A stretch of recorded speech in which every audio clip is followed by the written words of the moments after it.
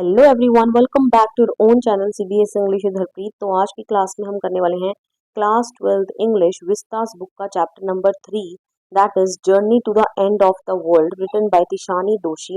And discuss करेंगे आज हम इस चैप्टर को एनसीईआरटी लाइन बाय लाइन। तो कोई भी डाउट आपको नहीं रह जाएगा, that's my promise to you. बस वीडियो को आप एंड तक जरूर देखिएगा। तो चलिए फटाफट स्टार्ट करते हैं बिफोर यू रीड सेक्शन से। तो यहाँ पर हमारी जो ये ऑथर है, ठीक है, वही इस चैप्टर की क्या है, नरेटर है। तो वो अपनी जर्नी यहाँ पर जो है एक्सप्लेन कर रही है। तो स्टार्टिंग में वो हमें क्या बताती है कि अगर आप अर्थ की हिस्ट्री के बारे में जानना चाहते हो, about about earth's present, past and even future, तो which is the best place to visit Antarctica. तो आप इस कंटिनेंट पे चाहिए, you will get to learn a lot about earth. ठीक है, आपको बहुत कुछ आपको आपके प्लैनेट के बारे में जानने को मिलेगा।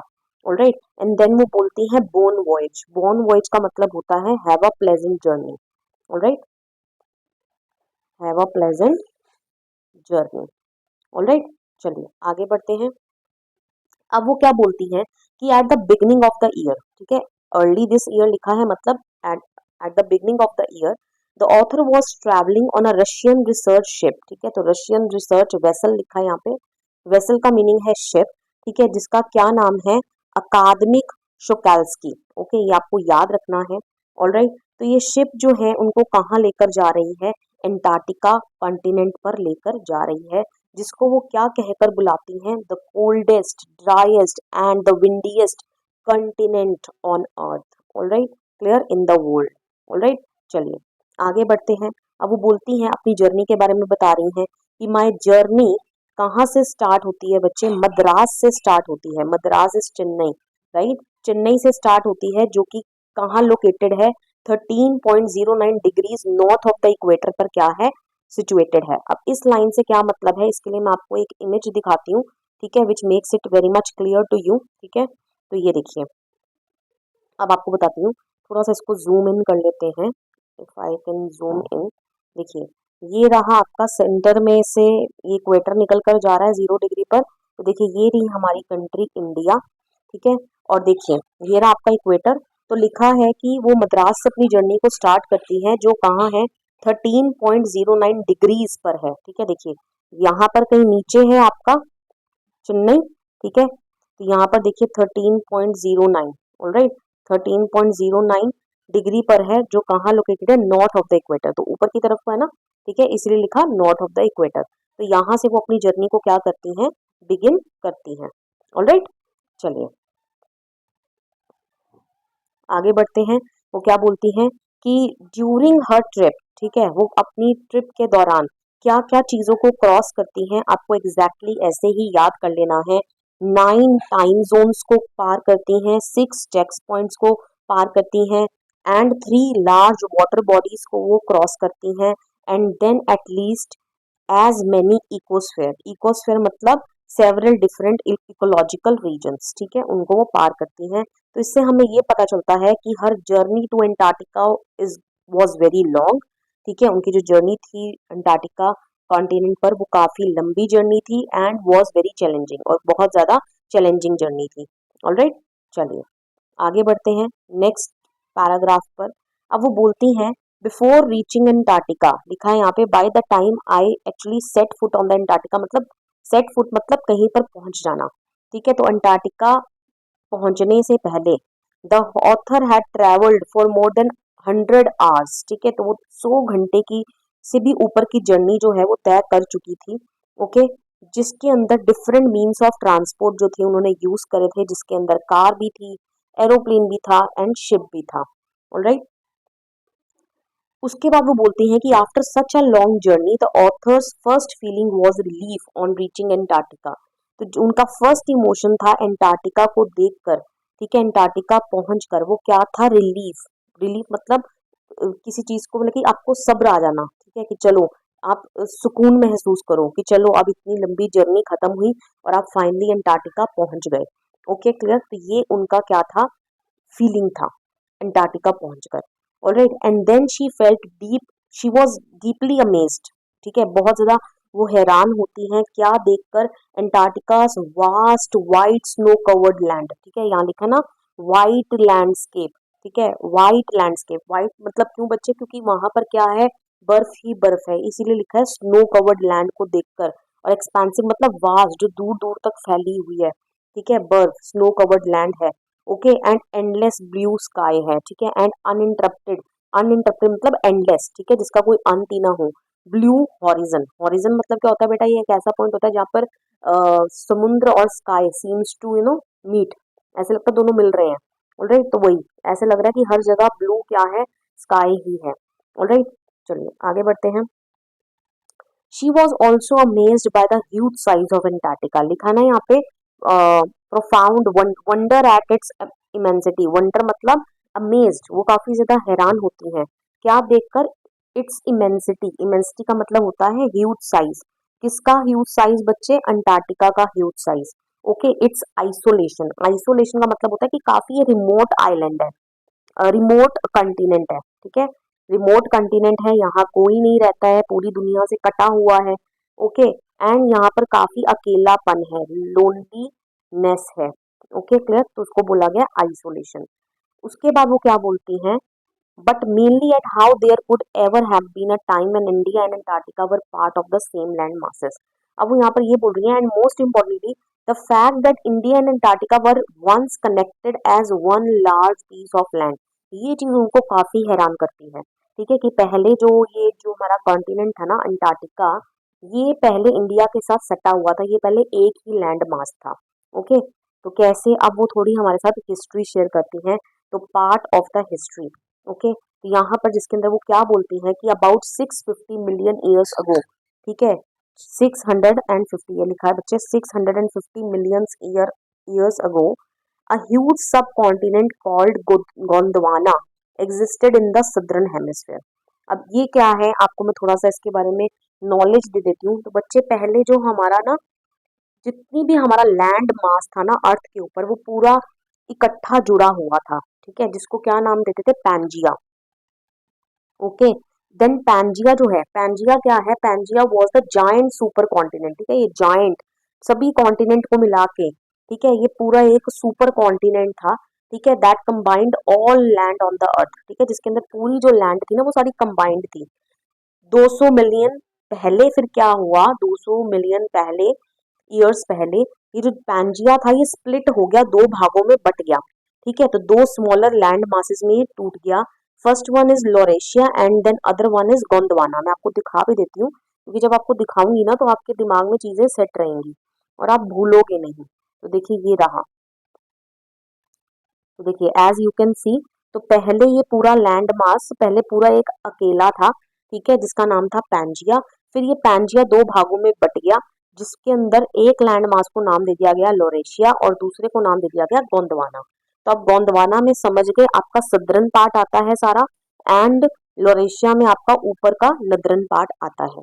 ऑलराइट, तो चलिए अब आपको यहाँ पर क्लियर हो जाएगा जो ऑथर यहाँ पर हमें बताने की कोशिश कर रही हैं। तो क्या बोल रही हैं वो हमें यहाँ पे, देखिए यही बोल रही हैं वो हमें कि about 650 million years ago a huge सब सुपर कॉन्टिनेंट कॉल्ड गोंडवाना, ठीक है, गोंडवाना जो है सुपर कॉन्टिनेंट हुआ करता था, existed in the southern hemisphere. अभी भी मैंने आपको पिक्चर दिखाई थी, सदर्न हेमिस्फीयर में है नीचे Gondwana. Okay clear, present day Antarctica was near its centre, ठीक है, तो आज का जो अंटार्कटिका है वो उसके सेंटर के पास है, ठीक है, लिखा ना, did not exist, did indeed exist centered roughly around the present day Antarctica. Alright, तो आज जहां पर अंटार्कटिका की पोजीशन है ना, तो वहां पर ये था गोंडवाना सारा। ओके क्लियर, चलिए आगे बढ़ते हैं। फिर वो बोलती हैं कि life on earth was very different at that time, तो उस समय जो थिंग्स थी ना, थिंग्स मतलब जो चीजें थी वो काफी अलग थी। क्या थी, अभी आप मार्क कर लोगे, याद कर लोगे, humans did not exist, human exist नहीं किया करते थे। Alright, and the climate was much warmer than it is today, तो आज जो क्लाइमेट है ना, क्लाइमेट इससे ज्यादा कहीं ज्यादा गर्म था। Okay, the region supported a wide variety of plants and animals, ठीक है, तो होस्टिंग, होस्टिंग मतलब सपोर्टेड, ठीक है, तो यहाँ पर होस्टिंग का मतलब है सपोर्टेड, ठीक है, तो इस रीजन में क्या हुआ करता, बहुत ज्यादा प्लांट्स, प्लांट्स को क्या बोलते हैं, फ्लोरा को प्लांट्स ही बोलते हैं, एंड एनिमल्स को क्या बोलते हैं बच्चे, फौना। ऑलराइट, तो प्लांट्स एंड एनिमल्स जो है बहुत ज्यादा होते थे, उनकी काफी वैरायटी होती थी। ओके, उसके बाद वो क्या बोलती हैं, for 500 million years ago Gondwana thrived. Gondwana thrived मतलब कि Gondwana existed successfully for about 500 millions. ठीक है, तो 500 साल तक गोंडवाना क्या करा, एग्जिस्ट करा। ठीक है, continued to exist. All right, but around the time when the dinosaurs were wiped out, तो उसके बाद क्या हुआ, later during the period when dinosaurs were extinct, wiped out का मतलब जब डायनासोर्स क्या हो गए, एक्सटिंक्ट हो गए। ठीक है, खत्म हो गए। और क्या हुआ, and the age of mammals got underway. Age of mammals got underway का मतलब हुआ कि the era of mammals began on earth. ठीक है, मैमल्स जो है वो अर्थ पे उनका एग्जिस्टेंस जो है वो शुरू हो गया। ऑलराइट, मैमल्स में कौन कौन आता है, एक बार मैं आपको बता देती हूँ। मैमल्स वो होते हैं जो अपने बच्चे को क्या करते हैं, बर्थ देते हैं। ठीक है, अंडे से नहीं, सीधा बर्थ, जैसे man is also a mammal. Okay, और अपने बच्चे को क्या करते हैं, मिल्क, दूध पिलाते हैं अपना। ठीक है, तो man is also mammal. Alright, तो इनका कब हुआ एग्जिस्टेंस, जब डायनासोर्स क्या हो गए, एक्सटिंक्ट हो गए, और मैमल्स का एग्जिस्टेंस जो है वो आ गया, शुरू हो गया अर्थ पर। ऑलराइट, तो उसके बाद क्या हुआ, Gondwana gradually broke apart into different continents. तो गोंडवाना जो एक सुपर कंटिनेंट था ना, ठीक है, वो डिफरेंट डिफरेंट कंटिनेंट्स में क्या हो गया, स्प्लिट हो गया। ऑलराइट, चलिए, shaping the globe as much we know it today. हाँ, तो वही लिखा था, तो आज का ग्लोब जो हम देखते हैं ना, तो सभी कॉन्टिनेंट्स वैसे ही अलग हुए। तो this process formed the continents and the world map that we see today. Alright, चलिए अब यहाँ स्टार्ट करते हैं। वो बोल रहे हैं, visiting Antarctica today is like becoming a part of earth's geological history. कि आज अगर आप अंटार्कटिका में जाते हो ना, ठीक है, तो आपको ऐसा लगता है कि आप अर्थ की जियोलॉजिकल हिस्ट्री का क्या बन रहे हो, पार्ट बन रहे हो। ऑलराइट, लिखा है यहाँ पे, now is to be a part of that history to get a grasp of where we have come from. ठीक है, तो अंटार्कटिका आपको ये चीज समझने में मदद करेगा कि where our planet came from, कि हमारा जो ये प्लैनेट है इसका एग्जिस्टेंस कैसे हुआ। ठीक है, ये कहाँ से आया। Alright, and what its future में बी, और उसका फ्यूचर क्या होने वाला है। ठीक है, तो ये हमें अंटार्कटिका जो कॉन्टिनेंट है हमें समझने में क्या करता है, मदद करता है। ऑलराइट, आगे वो बोलती हैं कि Antarctica helps us understand many important scientific concept such as. तो अंटार्कटिका ने हमें बहुत सारे इंपॉर्टेंट साइंटिफिक कंसेप्ट भी समझाए हैं, जैसे किसके बारे में बताया है, कॉर्डिलियन कॉर्डिलरन फोल्ड्स। ठीक है, कॉर्डिलरन फोल्ड्स क्या होते हैं बच्चे, ये माउंटेन बिल्डिंग्स प्रोसेस है। ठीक है, कि माउंटेन्स कैसे बने। Okay, pre Cambrian granite shields, ये क्या है, वेरी एंशियंट रॉक फॉर्मेशन। तो इतने पुराने पुराने जो रॉक फॉर्मेशन है ये कैसे हुए।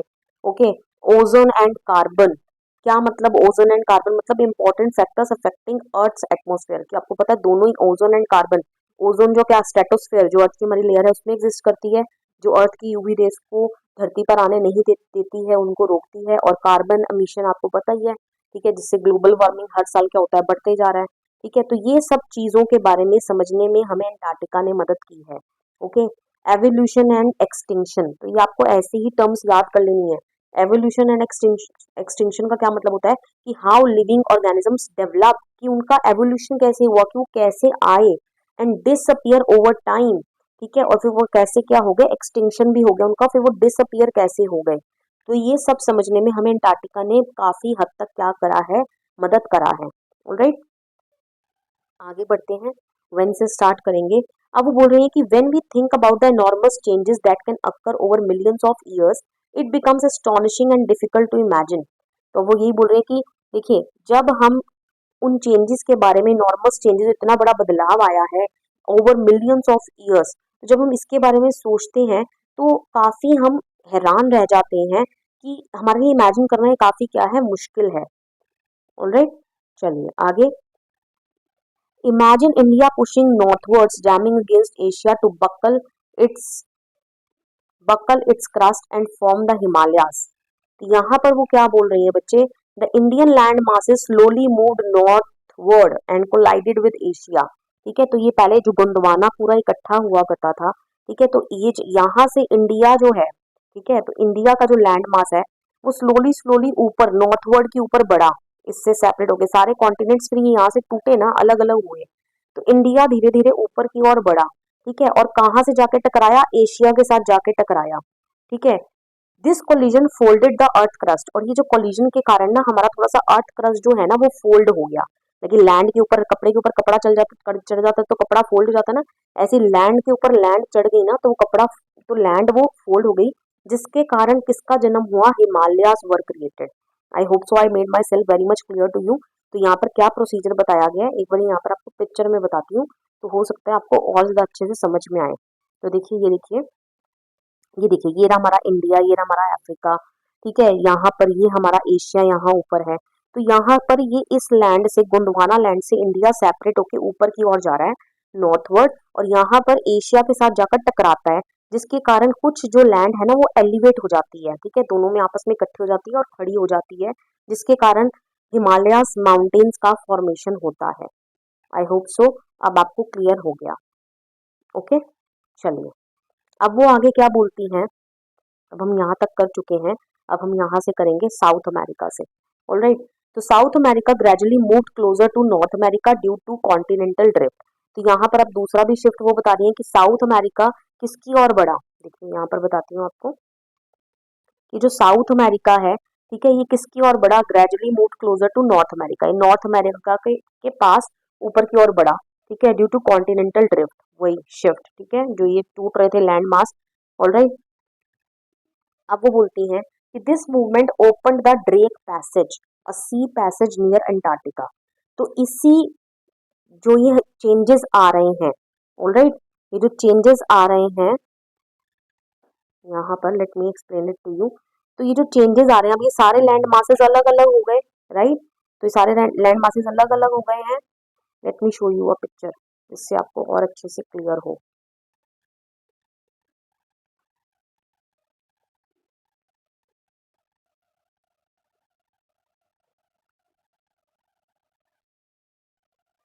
लाइन पढ़ रहे थे, ये मैं आपको थोड़ा सा एक्सप्लेन करती हूँ।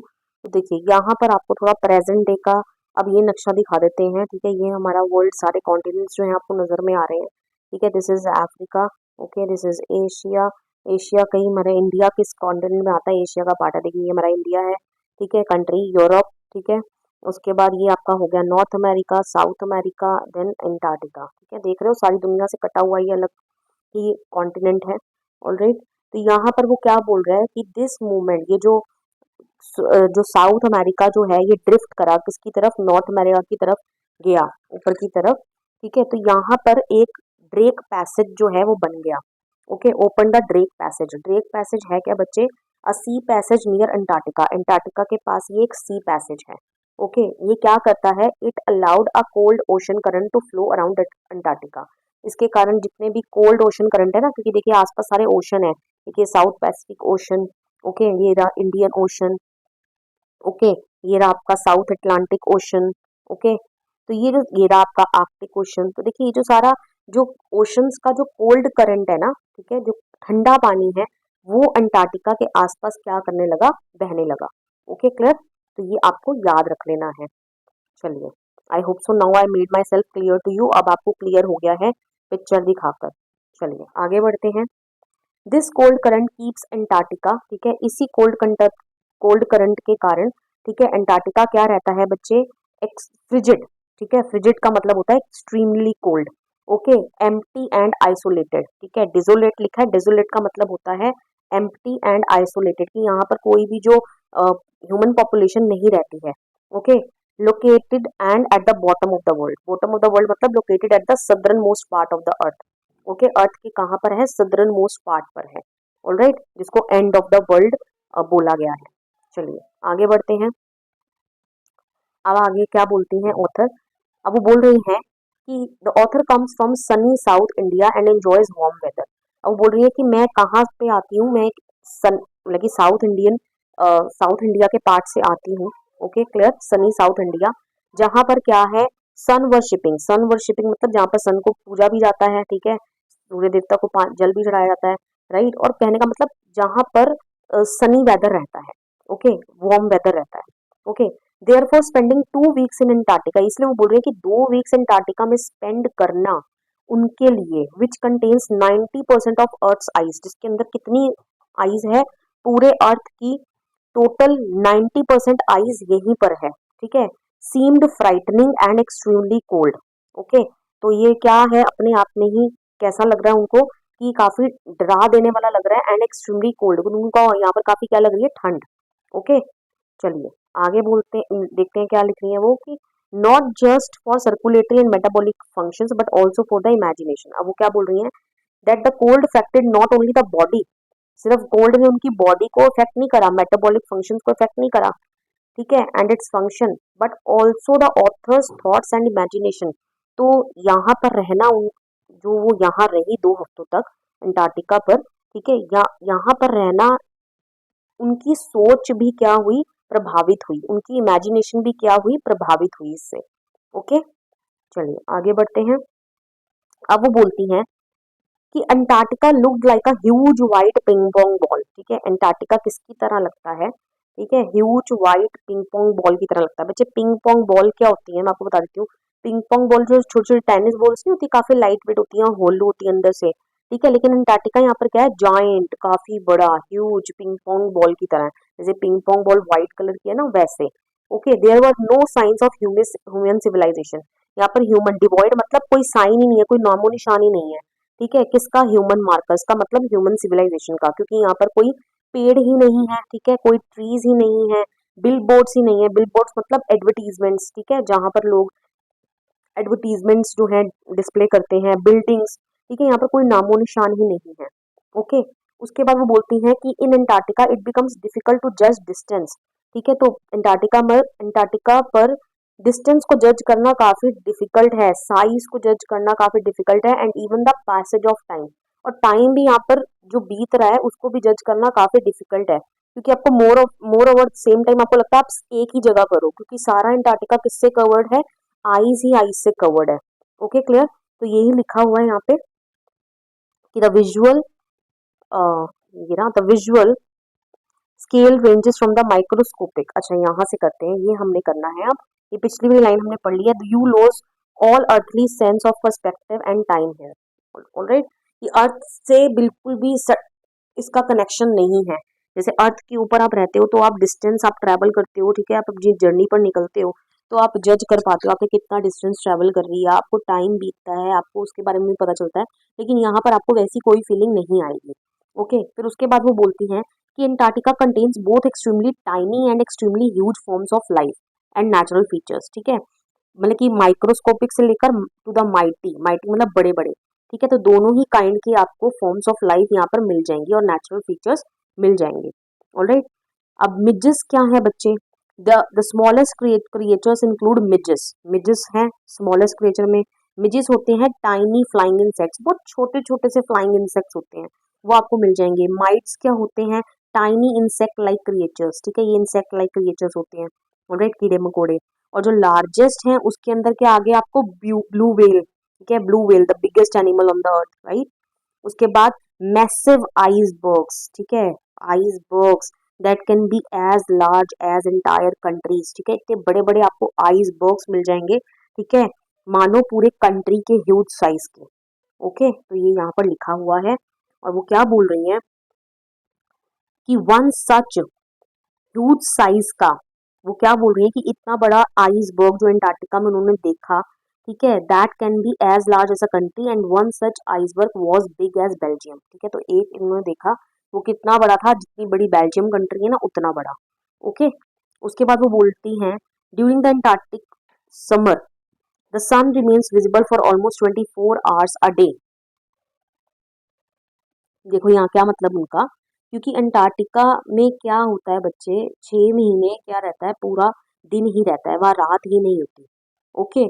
तो वो यही यहाँ पर बता रही हैं कि the sun remains visible for almost 24 hours a day, 24 घंटे आपको सन यहाँ पर देखने को मिलेगा, okay.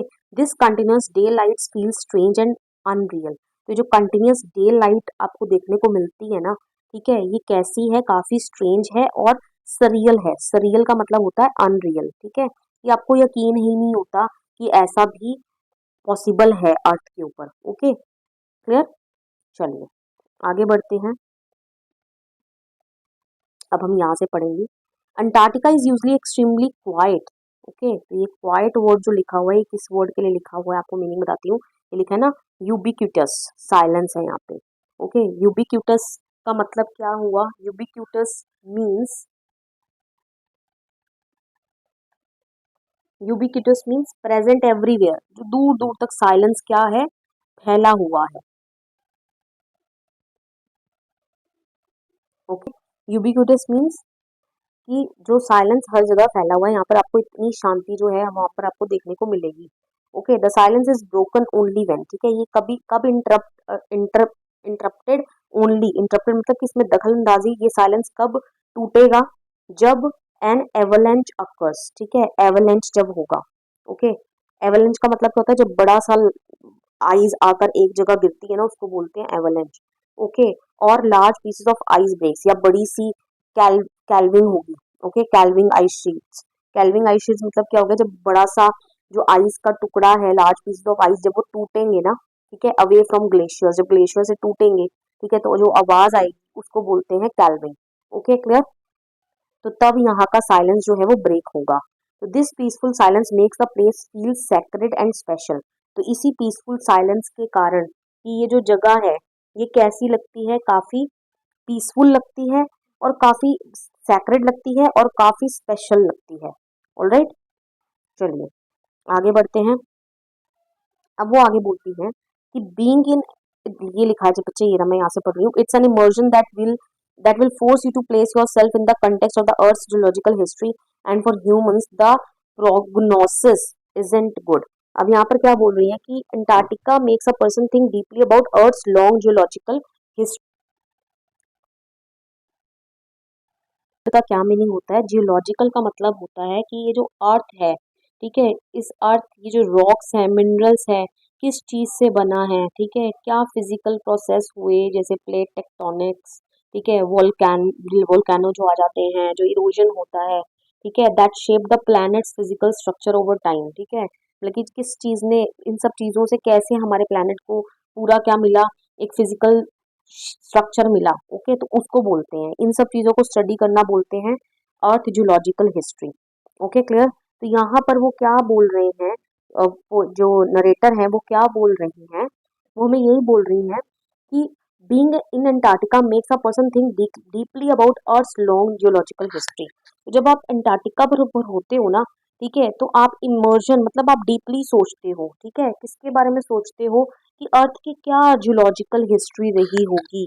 Okay, it helps us realise how old and powerful natural processes are, and for humans the prognosis is in good. Okay, कहने का मतलब कि ये हमें ये चीज रियलाइज कराते हैं। The author wants that the future prediction, prognosis का मतलब होता है फ्यूचर प्रेडिक्शन, ठीक है, फ्यूचर प्रेडिक्शन, किसी चीज को लेकर आगे अनुमान लगाना। तो वो हमें वार्न करती हैं that future prediction for human is not very encouraging because of environmental problems, ठीक है, तो जो वो यहाँ पर रहकर उनको समझ में आ रहा है, तो उनको ऐसा लग रहा है कि जो थोड़ा सा भी बदलाव है ना, ठीक है, वो एक बड़ा ही खतरनाक साबित हो सकता है, ठीक है, ह्यूमन बींग्स के लिए।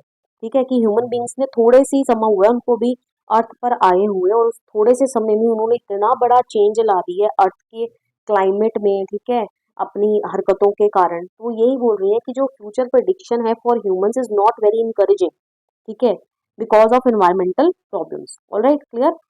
चलिए, ये वर्ड का मीनिंग क्या था बच्चे? ये जो लिखा था यहाँ पे, लेट मी टेल यू, कॉन्सेक्रेट्स, ठीक है, इसका मतलब होता है सैक्रेड। Okay, clear? चलिए आगे बढ़ते हैं। अब आ जाते हैं हम ह्यूमन इम्पैक्ट पे। ह्यूमन इम्पैक्ट पे वो क्या बोलती हैं कि human civilisation has existed only only about 12,000 years, ठीक है, अभी ह्यूमंस को आए सिर्फ कितने हुए हैं? पैल्ट्री मतलब बहुत कम, राइट?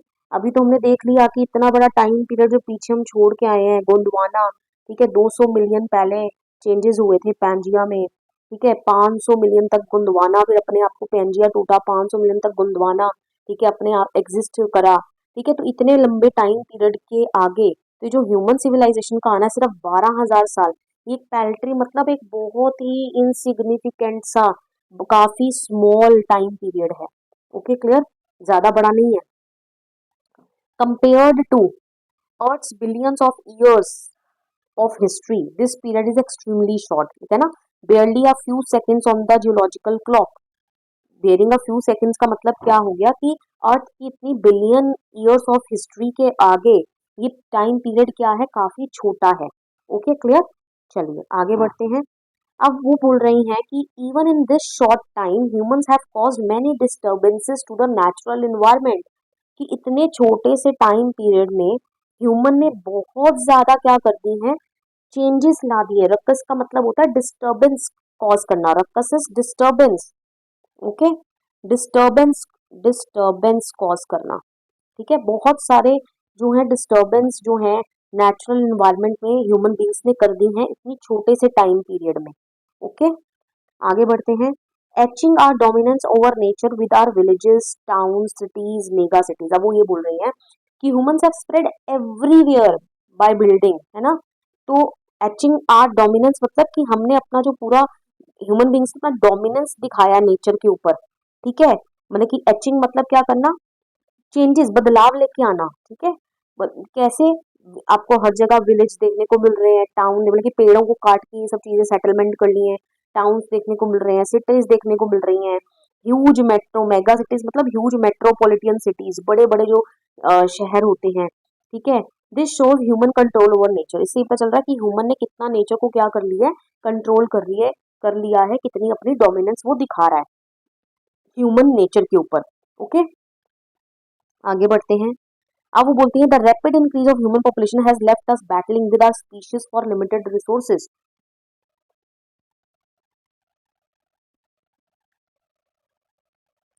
तो क्या कहना वो चाह रही है कि the growing human population is putting increasing pressure on earth and its resources, कि ऑब्वियसली जितनी जितनी ह्यूमन पॉपुलेशन बढ़ती जा रही है तो जितने हमारे बाकी के भी जीव जंतु हैं, जो स्पीशीज हैं, उनको भी रिसोर्सेज उनके लिए भी लिमिटेड हो गए हैं. ठीक है, तो बैटल मतलब आपस में घमासान युद्ध चल रहा है एक तरीके से, कि कौन उन रिसोर्सेज को क्या करेगा, यूज करेगा, यूटिलाइज करेगा, कि हमारे स्पीशीज के लिए भी हमने नहीं छोड़े हैं वो रिसोर्सेज. ओके, तो humans compete with plants and animals. तो कहीं ना कहीं ह्यूमंस का जो है कंपटीशन चल रहा है प्लांट्स एंड एनिमल्स के साथ for food, water, land and other resources. Okay, clear. चलिए आगे बढ़ते हैं. And the unmitigated burning of fossil fuels has now created a blanket of carbon dioxide around the world. तो बट बच्चे, unmitigated का मतलब क्या होता है, अनमिटिगेटेड का मतलब होता है अनस्टॉपेबल.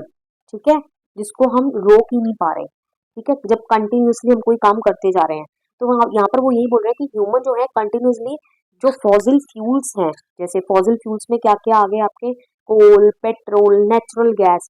ठीक है, इनको क्या करते जा रहे हैं, बर्न करते जा रहे हैं. तो इसके कारण क्या हो रहा है, जो अमाउंट ऑफ कार्बन डाइऑक्साइड है इन द एयर, वो क्या हो रहा है, जा रहा है इन the atmosphere. Blanket of carbon dioxide लिखा है ना, मतलब कि जो कार्बन डाइऑक्साइड है वो बढ़ती जा रही है. ठीक है, एटमोस्फेयर में, जिससे क्या हो रहा है, which is slowly but surely increasing the average global temperature. तो इससे ये बोल रहा है कि जो एक्स्ट्रा कार्बन डाइऑक्साइड जो है, जो ट्रैप्स बढ़ती जा रही है, तो ये हीट को क्या करती है, ट्रैप करती है. ठीक है, जिससे ग्लोबल वार्मिंग क्या हो रही है, बढ़ती जा रही है. As a result earth's average temperature जो है वो हर साल क्या हो जाता है, राइज हो जाता है. ठीक है, हर साल हमें देखने को मिलता है कि गर्मी का रिकॉर्ड टूट गया. हर साल आपको टेम्परेचर थोड़ा सा जंप करते, सोर करते आपको नजर आता ही आता है. ठीक है, चलिए आगे बढ़ते हैं. अब वो बोलती हैं कि जो क्लाइमेट चेंज है ना, देखिए मैं इसका ट्रांसलेशन कर देती हूँ सीधे, और मैं लाइंस को अंडरलाइन कर देती हूँ. तो यहाँ पर वो बोल रही है कि जो क्लाइमेट चेंज है ये one of the most discussed and debated environmental issue है आज टुडे, आज के जमाने का. ठीक है, जो क्लाइमेट में हमारे बदलाव हो रहा है, चेंजेस हो रहे हैं, जो हमारा टेम्परेचर हर साल बढ़ते जा रहा है, ये सबसे ज्यादा मोस्ट डिस्कस्ड, ठीक है, इसके ऊपर सबसे ज्यादा डिबेट होनी चाहिए आज के टाइम पे. इतना खास एनवायरमेंटल इशू बन गया है. ओके, अब यहाँ पर वो बोल रही हैं कि साइंटिस्ट जो है ना वो इस सोच में है कि whether the massive ice sheet in the West Antarctica will completely melt, कि क्या ये जो ह्यूमन की एक्टिविटीज के कारण जो टेम्परेचर बढ़ता जा रहा है हर साल, तो क्या इसके कारण ये जो अंटार्कटिका के आसपास, ठीक है, जो इतनी बड़ी मैसिव मैसिव क्या है आइस शीट्स हैं, क्या ये पूरी मेल्ट हो जाएंगी. ओके, बहुत सारे क्वेश्चंस हैं साइंटिस्ट के दिमाग में. ठीक है, अब नेक्स्ट क्वेश्चन क्या है, will the Gulf Stream ocean current be disrupted. क्या मतलब है कि एक अनदर कंसर्न जो है वो ये है कि जो गल्फ स्ट्रीम ओशन करंट है may be affected by the climate change. क्या ये भी जो है, ये भी क्लाइमेट चेंज जो है ये इसको क्या करेगा, इस क्या इससे ये गल्फ स्ट्रीम ओशन करंट जो है, क्या ये भी जैसे ड्रेक ओशन करंट आपने देखा था ना पीछे, जो ठंडा पानी लेकर आता है, तो ये गर्म पानी लेकर आता है, तो इसके बारे में आप सर्च कर सकते हैं नेट के ऊपर। ठीक है, क्या ये भी अफेक्ट होगा? ठीक है, उसके बाद फिर नेक्स्ट क्वेश्चन क्या आ रहा है कि people fear that climate change may drastically alter life on earth. Okay, will it be end of the world as we know it. ठीक है, तो मतलब कि लोगों को ऐसा लग रहा है कि इंसान कह रहे हैं ना कि अपनी अंत की ओर खुद ही बढ़ रहा है, कि वर्ल्ड जो है ये दुनिया का अंत हो जाएगा ह्यूमन की एक्टिविटीज के ही चलते। ठीक है, तो यही है कि क्लाइमेट चेंज जो है क्या पूरा जो लाइफ ऑन द अर्थ है उसको ड्रेस्टिकली अल्टर ही कर देगा, खत्म ही कर देगा। अब वो आगे बोलती हैं मे बी और मे बी नॉट। ठीक है, वो बोलती है नो बडी नोज एग्जैक्ट आउटकम। ठीक है, हो भी सकता है और नहीं भी हो सकता। लेकिन फिर वो आगे क्या बोलती हैं, either way Antarctica is a crucial element in this debate. ठीक है, तो वो ये बोल रही है कि रिगार्डलेस ऑफ व्हाट हैपेंस, ठीक है, क्या होता है क्या नहीं होता, एंटार्क्टिका जो है वो एक इम्पॉर्टेंट रोल प्ले करता है इन अंडरस्टैंडिंग क्लाइमेट चेंज। ठीक है, ओके, चलिए आगे बढ़ते हैं। Not just because it is the only place in the world. ठीक है, Antarctica has never had a permanent human population. ठीक है, इसलिए नहीं कि not just because it is the only place in the world. ठीक है, कि ये पूरी दुनिया में एक लौती जगह है। ठीक है, which has never sustained a human population and therefore remains relatively pristine in this respect. Okay, अब क्या मीनिंग है बच्चे यहाँ पर इस लाइन का, इस लाइन का यहाँ पर ये मीनिंग है कि अंटार्कटिका जो है वो मोस्ट जो है इस कन्वर्जेशन का, कि क्या ये वर्ल्ड एंड हो जाएगा, तो अंटार्कटिका उसका इम्पोर्टेंट जो रोल जो है प्ले करता है। ठीक है, और वो इसलिए करता है क्योंकि अंटार्कटिका के ऊपर कभी भी परमानेंट ह्यूमन सेटलमेंट नहीं हुआ है। Therefore it remains one of the cleanest and least disturbed places on earth. और इसी के चलते क्या है, ये सबसे ज्यादा प्रिस्टीन मतलब जिसको कम डिस्टर्बेंस हुआ हो। ओके, तो सबसे ज्यादा कम डिस्टर्बेंस यहीं पर हुआ है, इसी कॉन्टिनेंट के ऊपर, क्योंकि यहाँ पर ह्यूमन बींग्स जो हैं वो आकर नहीं रहे हैं। ओके, कभी। चले आगे बढ़ते हैं।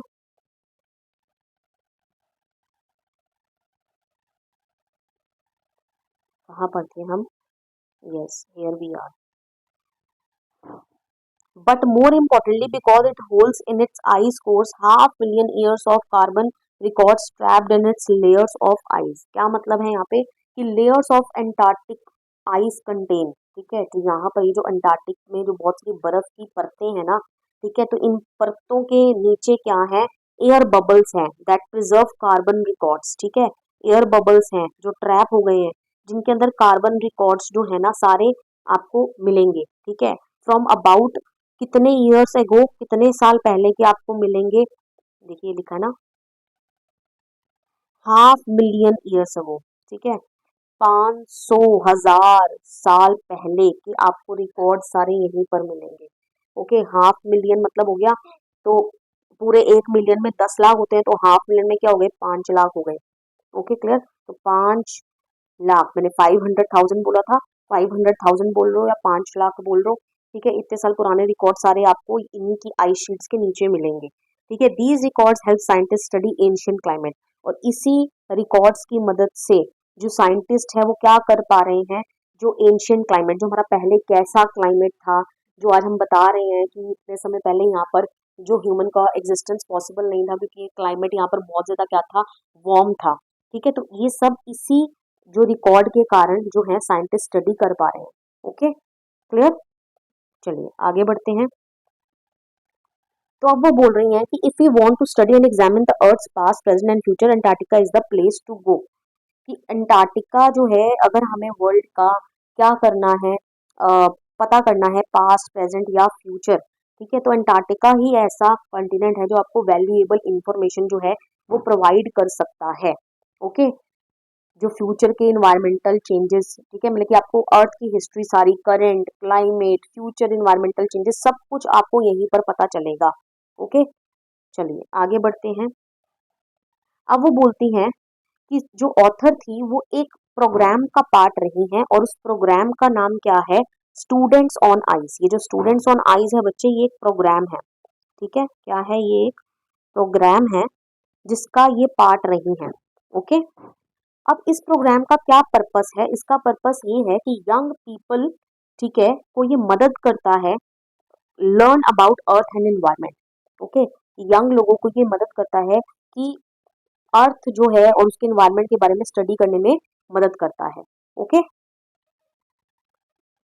बाय टेकिंग, किस तरीके से, by taking high school students to the end of the world. End of the world मतलब एंटार्क्टिका की बात हो रही है यहाँ पे। ओके, ये जो प्रोग्राम है ये स्टूडेंट्स को कहाँ लेके जाता है, रिमोट रीजन्स में लेकर जाता है, लाइक अंटार्कटिका।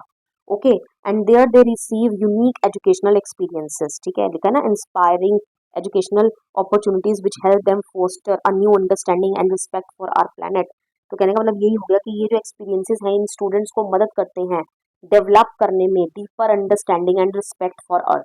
Okay, clear. चलिए यहाँ तक हो गया, अब आगे बढ़ते हैं। अब वो बोलती हैं कि it's been in operation for 6 years now. क्या बोल रही हैं वो यहाँ पे कि ये जो प्रोग्राम है, this programme had been running successfully for 6 years।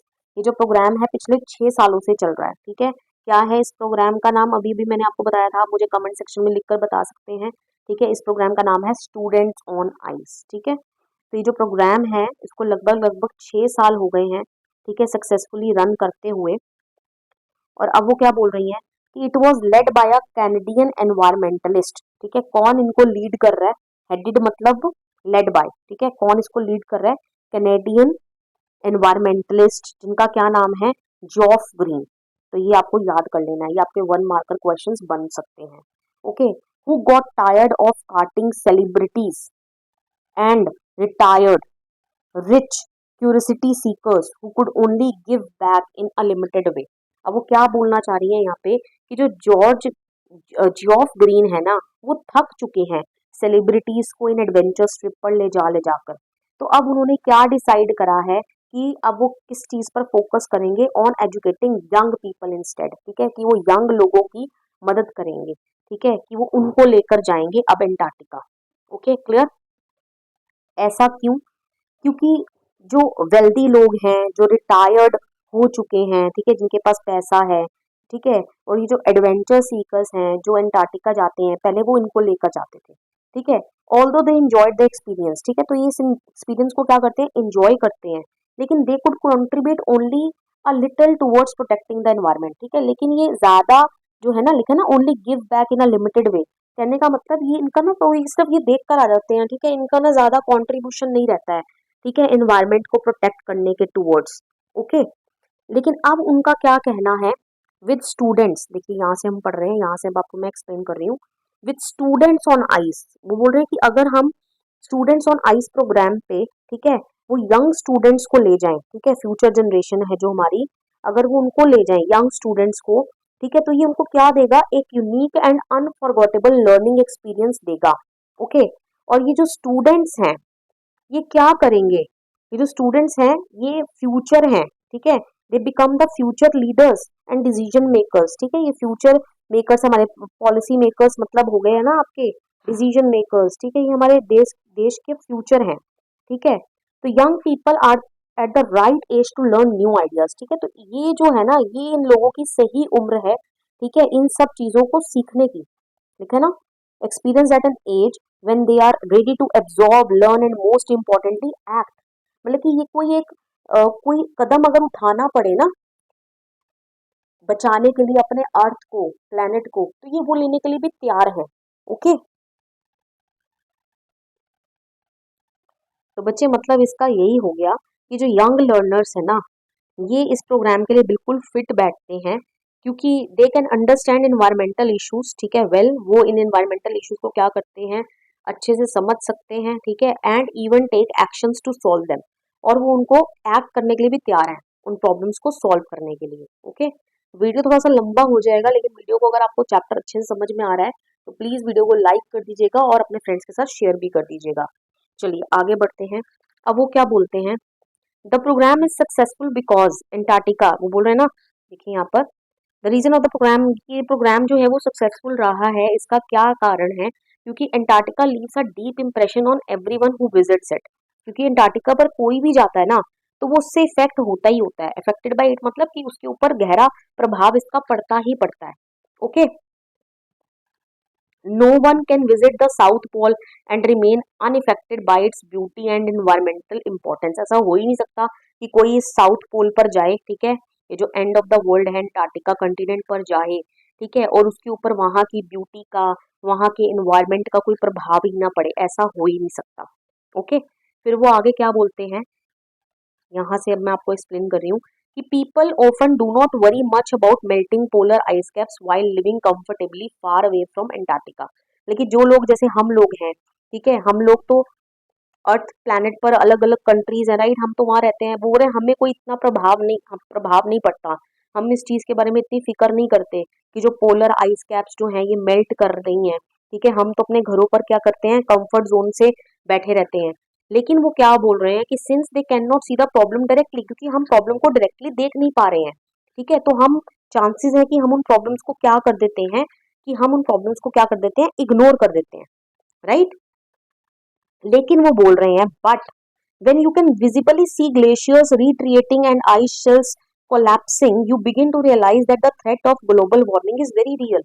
ठीक है, वो बोल रहे हैं कि ये रियल खतरा ना आपको तभी पता चलता है जब वहां पर आप जाते हो अंटार्कटिका में और अपनी आंखों के सामने ग्लेशियर्स को श्रिंक होते हुए देखते हो, ह्यूज आइस शेल्व्स को टूटते हुए देखते हो, ठीक है, तब आपको इसकी सीरियसनेस जो है वो समझ में आती है, ठीक है।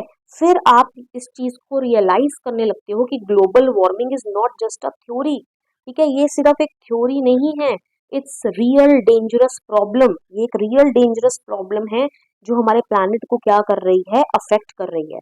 Okay, clear. चलिए आगे बढ़ते हैं नेक्स्ट पैराग्राफ पर। अब वो बोलते हैं कि Antarctica has a very simple ecosystem, ठीक है, अंटार्कटिका में जो है ना काफी सिंपल इकोसिस्टम है, ठीक है, with only a few species of plants and animals. यहाँ पर आपको ज्यादा वैरायटी नहीं मिलेगी, फ्यू स्पीशीज मिलेंगे। लैक ऑफ बायोडाइवर्सिटी मतलब बायोडाइवर्सिटी मतलब भाई अलग अलग प्रकार के जीव जंतु यहाँ पर आपको ज्यादा नहीं मिलेंगे, ठीक है।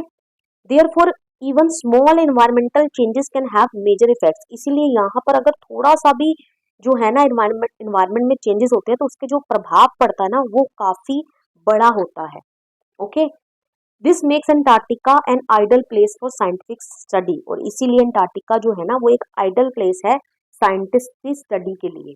ओके, अब वो यहाँ पर बोलते हैं आगे, अब वो एक एग्जाम्पल देते हैं, ठीक है, हमारी जो ऑथर है वो हमें एग्जाम्पल दे रही है कि एन एग्जाम्पल इज फाइटोप्लैंक्टन, ठीक है, फाइटोप्लैंक्टन का एग्जाम्पल दे रही है। ये क्या है बच्चे, एक टाइनी प्लांट लाइक ऑर्गेनिज्म है दैट फ्लोट इन द सी, ठीक है, ये सी के ऊपर क्या करता है, समुद्र के ऊपर फ्लोट करता है, ठीक है, प्लांट लाइक ऑर्गेनिज्म, ठीक है।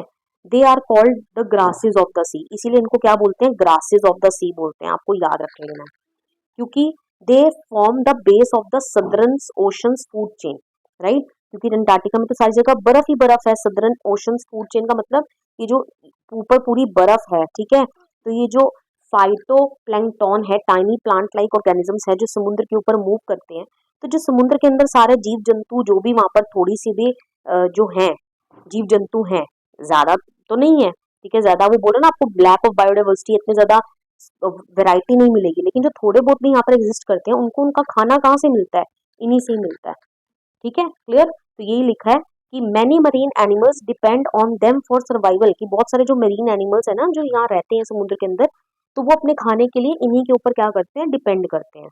Okay, these single celled plants use the sun's energy to assimilate carbon and synthesize organic compounds in that wondrous and most important of processes।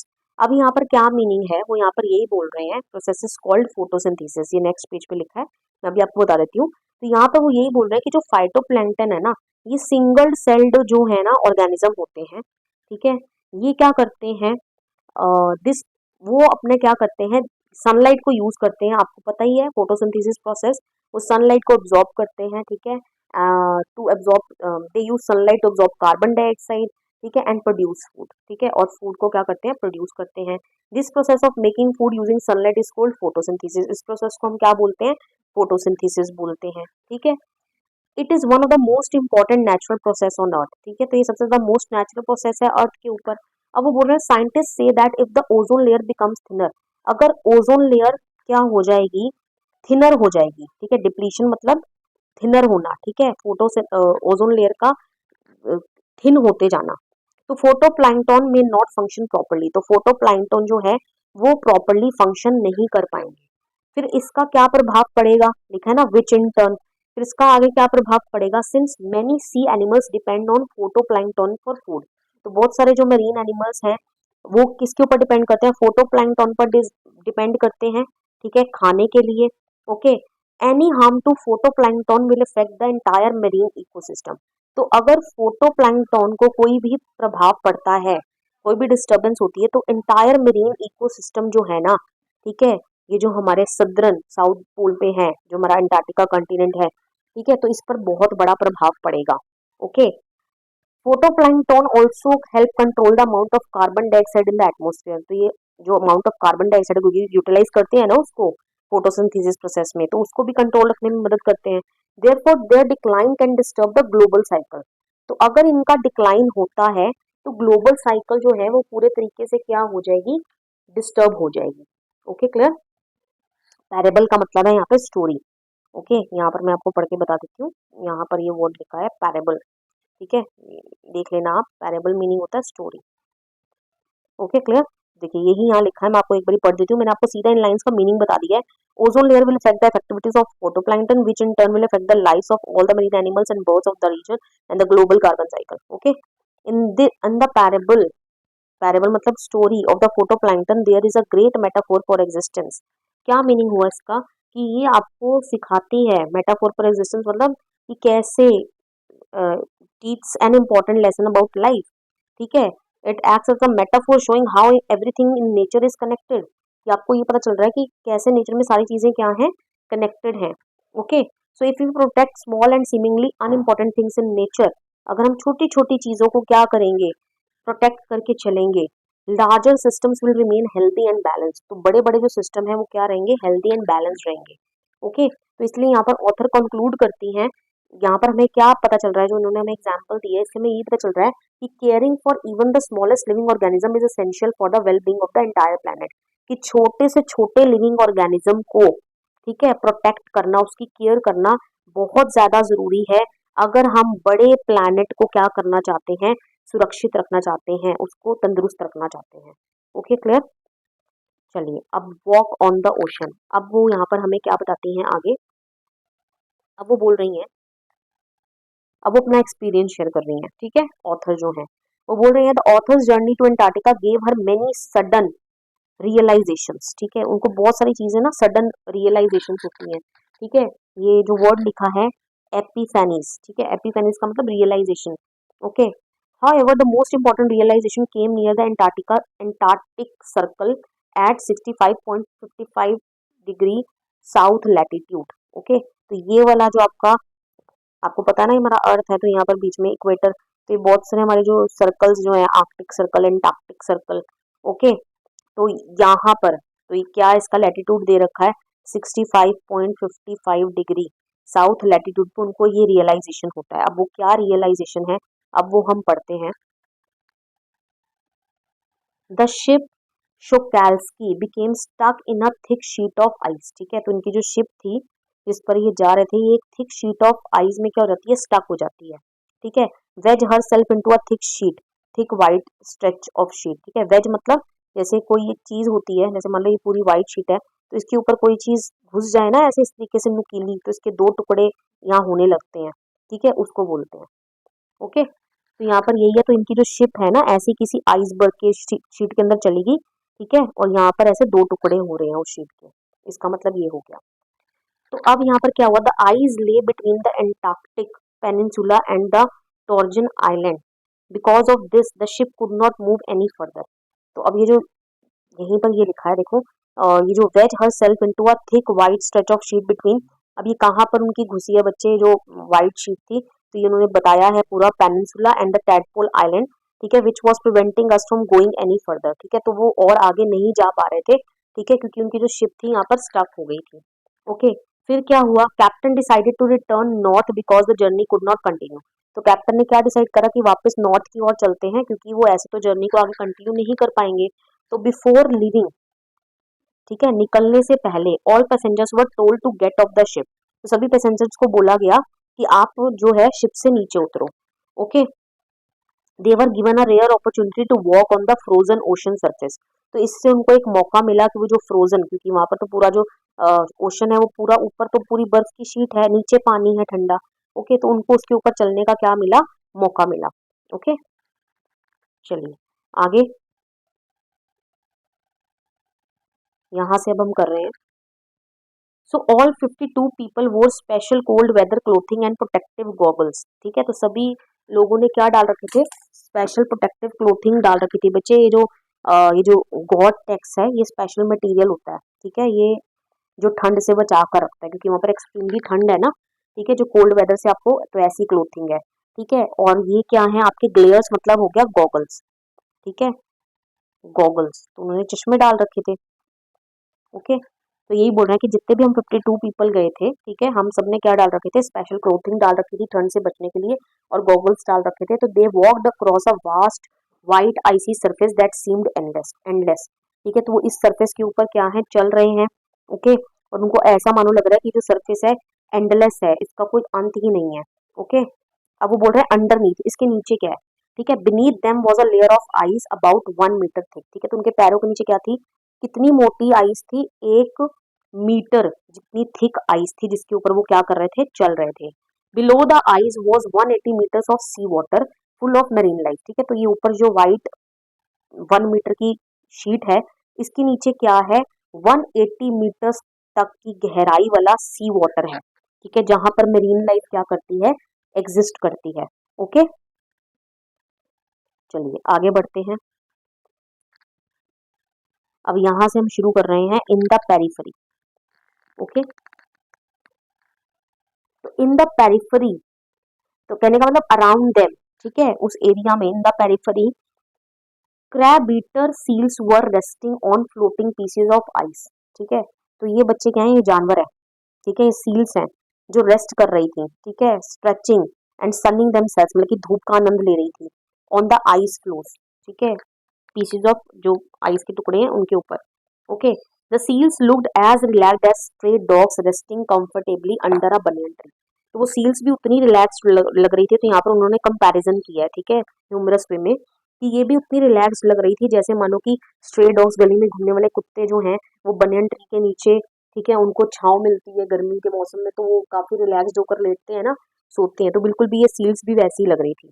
Okay, अब वो बोलती हैं कि it was nothing short of a revelation, everything does Indeed connect. ठीक है, तो ये जो एक्सपीरियंस है ना, ठीक है, ये ऑथर को एक डीप अंडरस्टैंडिंग देकर जाता है। वो क्या अंडरस्टैंडिंग देकर जाता है, she realise that all parts of nature are interconnected, कि सभी पार्ट्स हैं जो नेचर के वो इंटरकनेक्टेड हैं। Every living and non living element on earth is linked to one another. ठीक है, हर एक चीज एक दूसरे से क्या है, इंटरलिंक्ड है। ओके, क्लियर, चलिए आगे बढ़ते हैं।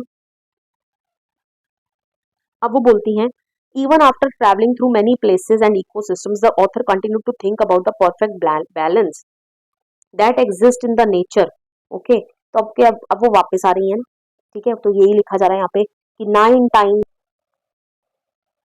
Time zones, 6 checkpoints, 3 bodies of water, and many ecospheres. Later, I was still wondering about the beauty of balance in play on our planet. ठीक है, तो इतनी सारी चीजों को पार करके आई हैं।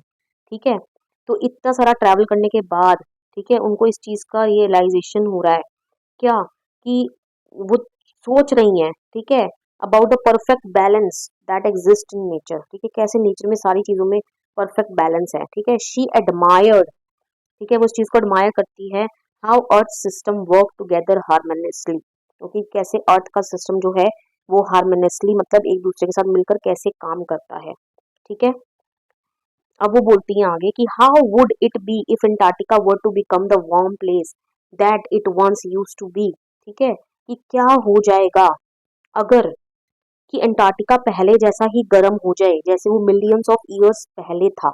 ओके, तो फिर क्या होगा। तो अब वो बहुत सारे क्वेश्चन उनके माइंड में आ रहे हैं। Will we be around to see it, और would we have gone the way of the dinosaurs, mammoths and woolly rhinos. ठीक है, क्या मतलब, she questions whether the humans will survive long enough to witness such changes, कि क्या humans फिर उन सब बदलावों को देखने के लिए जिंदा होगा भी कि नहीं। परहैप्स ह्यूमंस में बिकम एक्सटिंक्ट, हो सकता है ह्यूमंस तो बिल्कुल एक्सटिंक्ट ही हो जाए, क्योंकि उन गर्म हो जाएगा पहले सब, तब ह्यूमंस का यहाँ पर एग्जिस्टेंस नहीं था। ठीक है। तो क्या होंगे, ह्यूमंस दोबारा से क्या हो जाएंगे, गायब हो जाएंगे, जस्ट लाइक डायनासोर, जैसे डायनासोर्स गायब हो गए, ठीक है, मेमोथ्स गायब हो गए एंड वूली डायनासोर्स, ठीक है। तो ये सारे एक्सटिंक्ट स्पीशीज हैं जो गायब हो चुके हैं। ओके, हु इज टू से, अब वो बोल रही है यहाँ पे हु इज टू से, ये लिखा है यहाँ पे हु इज टू से, यानी मतलब no one can predict the future with certainty, ठीक है। कौन कह सकता है इसके बारे में, ठीक है, किसी के बारे में, किसी को भी फ्यूचर के बारे में फिक्स पता नहीं है, ठीक है। बट वो बोल रही है during her stay the author spend time with enthusiastic young students, कि अपनी इस 2 वीक्स की जर्नी के दौरान उन्होंने बंच ऑफ टीनेजर्स के साथ जो है वो टाइम स्पेंड किया। Okay, the students strongly believe that they could help protect the planet, ठीक है। और इनका पूरा ये आइडियलिज्म मतलब एक सोच था कि वो वर्ल्ड को क्या कर सकते हैं, बचा सकते हैं, ठीक है।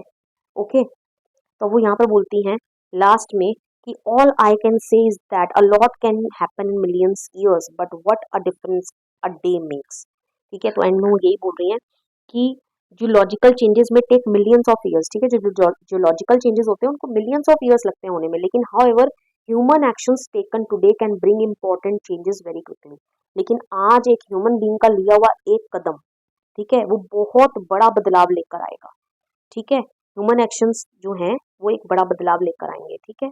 The author ends the chapter with the hope and optimism inspired by the young generation, तो वो एक होप के साथ, इस उम्मीद के साथ, ठीक है, तो काफी होपफुल है, चैप्टर को एंड करती है, उनको ये लग रहा है, ठीक है, कि जो ये जो प्रोग्राम का जिस वो हिस्सा है, ठीक है, जिस प्रोग्राम का क्या नाम है बच्चे, स्टूडेंट ऑन आइस, ठीक है, उनको इसी उद्देश्य से लेकर जाया जा रहा है कि वहां पर जाके पता चलता है कि कितना छोटा सा एक ह्यूमंस के द्वारा लिया गया कदम, ठीक है, कितना ड्रास्टिक बदलाव लेकर आ सकता है, ठीक है। तो वो इसी उम्मीद में है कि जो स्टूडेंट्स वहां से सीख कर आएंगे, ठीक है, तो वो इस जो अर्थ में चेंजेस इतने जल्दी जल्दी हो रहे हैं तो वो उन पर कुछ काबू कर पाने में क्या रहेंगे, सक्सेसफुल रहेंगे, क्योंकि तभी इनकी विजिट्स क्या जाएंगी, सक्सेसफुल जाएंगी। Okay, with this I come to end of this chapter's explanation. I hope so आपको चैप्टर पूरा समझ में आ गया होगा। वीडियो पसंद आया हो वीडियो को लाइक करिए, शेयर करिए, कमेंट करके बताइए वीडियो आपको कैसा लगा, and please don't forget to subscribe your own channel CBSE English with Harpreet. मिलते हैं नेक्स्ट वीडियो में, till then bye bye and take care of yourself.